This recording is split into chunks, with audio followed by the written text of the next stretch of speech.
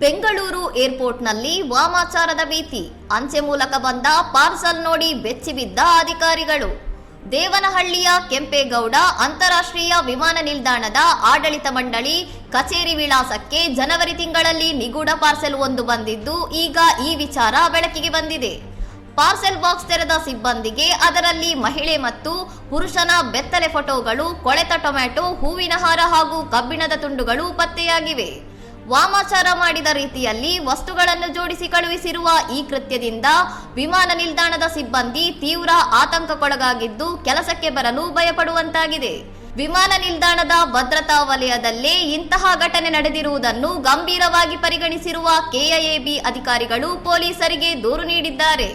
ದೂರಿನ ಆಧಾರದ ಮೇಲೆ ಏರ್ಪೋರ್ಟ್ ಪೊಲೀಸ್ ಠಾಣೆಯಲ್ಲಿ ಪ್ರಕರಣ ದಾಖಲಾಗಿದ್ದು, ಈ ಅಸಹ್ಯಕರ ಪಾರ್ಸೆಲ್ ಕಳುಹಿಸಿದ ಕಿಡಿಗೇಡಿಯ ಪತ್ತೆಗಾಗಿ ಪೊಲೀಸರು ತನಿಖೆ ಚುರುಕುಗೊಳಿಸಿದ್ದಾರೆ. ಇನ್ನಷ್ಟು ಸುದ್ದಿಗಳಿಗಾಗಿ ನೋಡ್ತಾ ಇರಿ ಸೌರಂ ಟಿವಿ.